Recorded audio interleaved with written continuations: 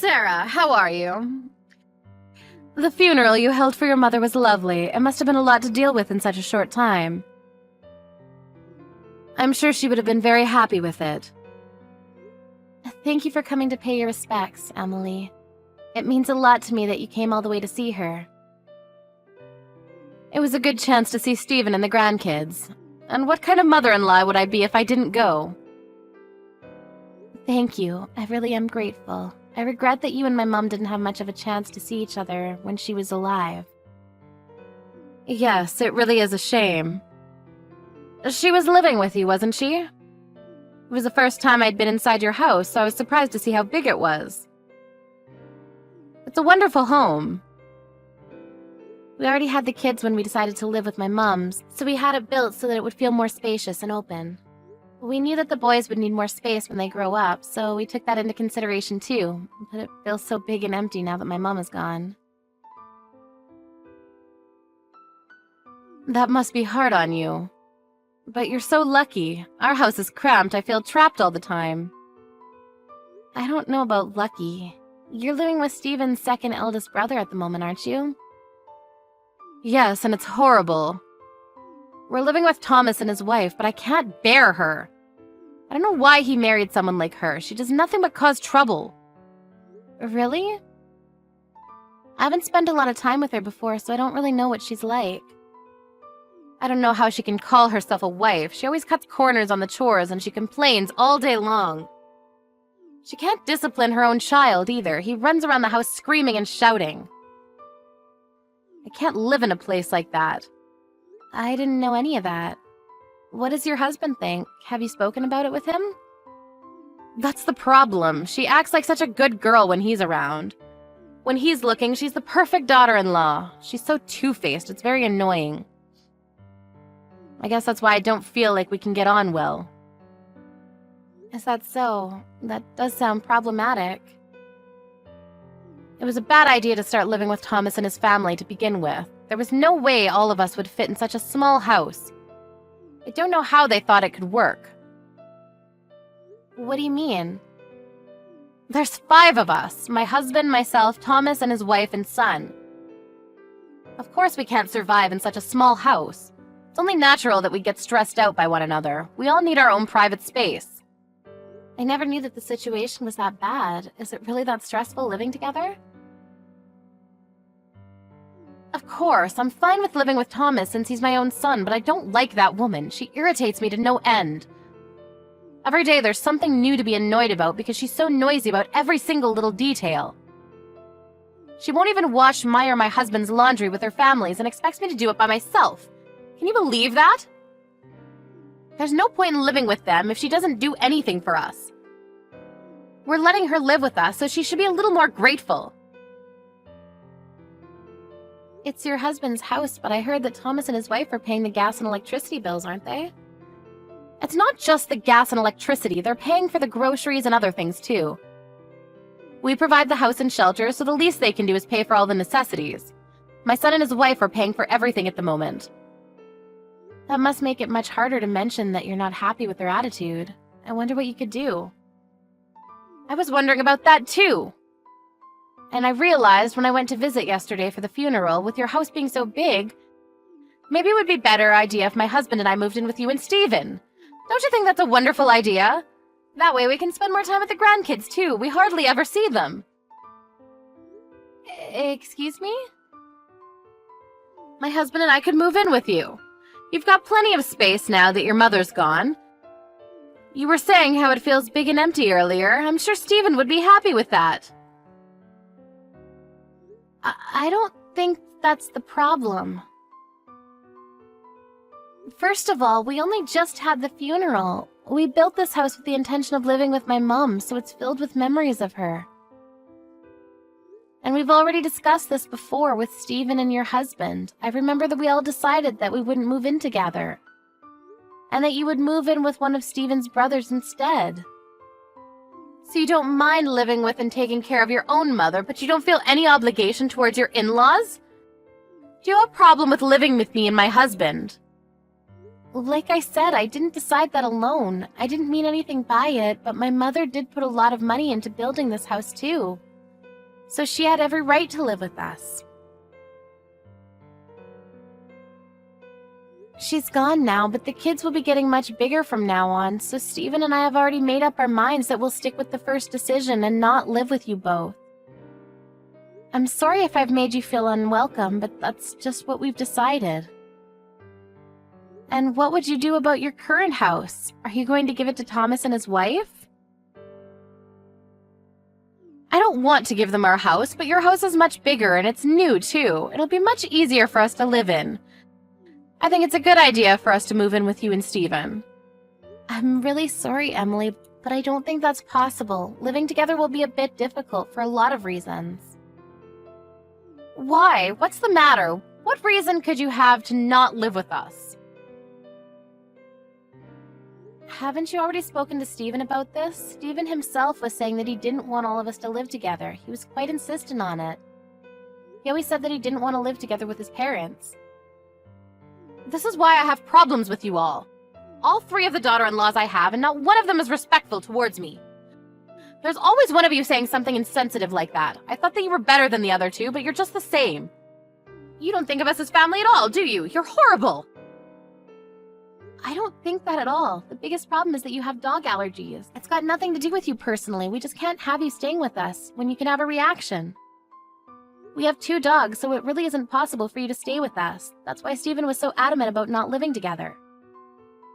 We've already gone over this before. I was fine yesterday, so there's no problem anymore. That was because we had the dogs stay with a friend yesterday while we had the funeral. We didn't want them causing trouble, and we knew you were coming, so we took precautions. Then the solution is simple. Why don't you let that friend of yours keep them? That way there'll be no problem for me to live with you. I'm sorry, what? You want us to just give up our dogs? Your husband's parents should be more important than some stupid dogs. Are you being difficult on purpose? If you want to keep your dogs, then you're just being selfish. Why don't you understand that you should prioritize us over everything? Please stop. I've had enough of your ridiculous comments. We won't let you live with us, and that's final. Do you realize that it's not your daughter-in-laws that have the problem, but you yourself? I know that you were living with Keith, your eldest son, until a few years ago. I also heard that you had problems with his wife, too. And that they had to go live elsewhere because of the stress she suffered. They moved out because they didn't want to live with you anymore. That wasn't my fault. You can't blame me for that. That was all her fault. She was flirting with my husband and trying to use him. I just made it clear that there are things she shouldn't do. On top of that, she didn't pay for anything when she first was living with us. She was asking us to pay half of the groceries and pay for half of the bills, just like Thomas's wife. I couldn't believe what I was hearing. She was requesting that we pay for things, even though we were letting her live in our house. It's not like she lacked the money. Both her and Keith were working. She could have paid for everything, but no, she was audacious enough to ask us to pay for half. I think that's normal. I don't understand what you're complaining about. Pardon? If you're going to live together, then it's only a matter, of course, that everyone puts some money forward. We were letting her live in our house. Why should we pay for anything? She should have been grateful she had a home. Why don't any of you understand that? All you want is money. My mom was paying for her own groceries and things. It was only fair since she was able to work still and had savings. It helped out a lot. She paid part of the cost of building this house and bought her own furniture instead of asking us to buy things she wanted. I don't care what your mother did, and Thomas is fine with paying for everything. Keith and his wife should have done the same. They're the ones being unreasonable. I heard that your husband is paying part of the bills at the moment. What are you talking about? Didn't you know? Because of the trouble you had with Keith and his wife, your husband's been paying for half of the bills and the groceries in secret. He's been handing it directly to Thomas. I didn't know that. Nobody told me anything about that. Why would he do that behind my back? He was apologizing to your son's wives on your behalf. Why? Why should he apologize? There's nothing to apologize for. He was apologizing because of the way you treated them and how you accused them of being gold diggers because they wanted you to pay for your own part. Even though it's not like you would be paying from your own pocket, you don't even work. So the one that would be paying is your husband. He apologized for how you forced them to cover all the bills and asked them to forgive you for your attitude. The only reason why they're being patient with you is because your husband is being so sincere. That's ridiculous. I'm right. Why should he apologize when I'm only saying what needs to be said? I just got a reply from Steven and he told me to tell you that he'll call you when he gets back home from work. Steven said that he'll call me about moving in with you. And about your inappropriate comments, I think. Are you kidding? What inappropriate comments? It's only been a week since my mom passed away, but you're already talking about moving in because our house is much nicer and bigger. Don't you think that that's a bit too insensitive? I haven't been able to call or talk to him in person about it yet, but I can tell that Steven's pretty angry. Isn't he going to talk about moving in together? Of course not. There's another major reason why he said that he never wanted you to live with us.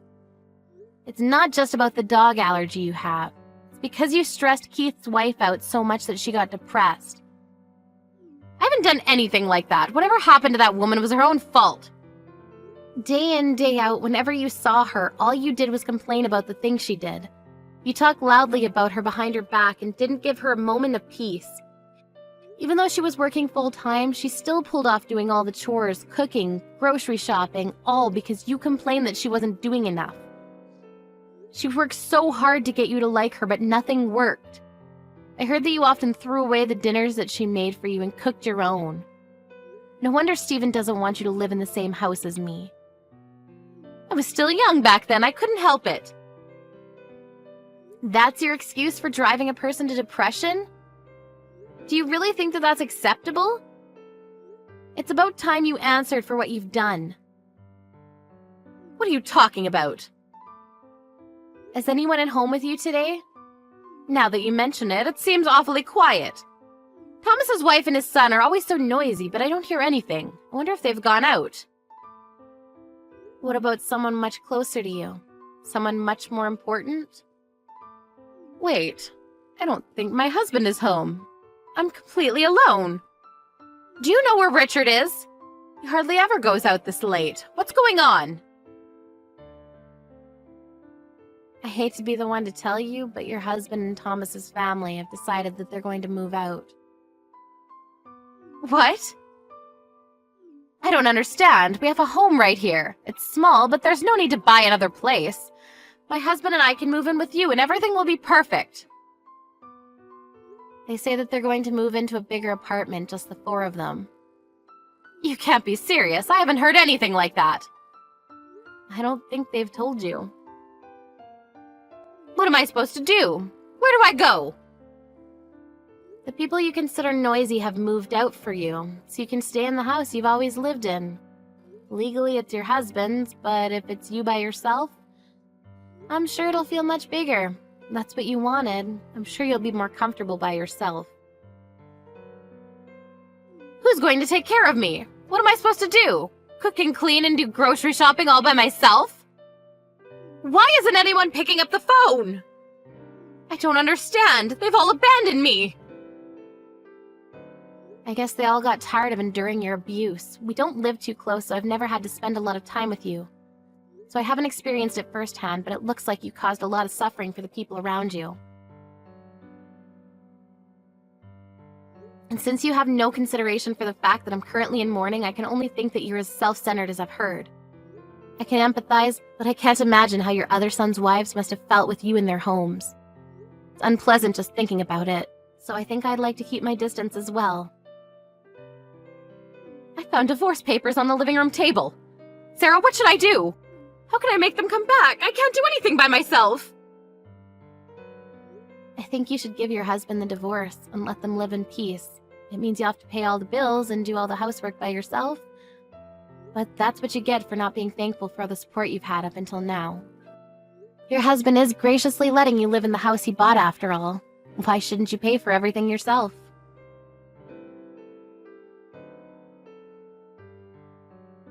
Thomas and his family moved out with Richard into an apartment, leaving Emily alone in her husband's house.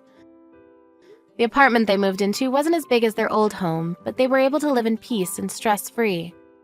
So they all got on well and took care of one another. On the other hand, Emily had no choice but to divorce her husband at a late age. She tried begging Stephen and Keith for help, but her eldest son had already had enough of his own mother after she caused his wife to get depression and had cut ties with her a long time ago. He didn't answer any of her calls or her pleas for help. Stephen was furious with his mother after he found out how insensitive she had been towards his wife and told her to never call them ever again. Because of her own actions and her attitude towards the people that loved her, Emily ended up living a solitary life.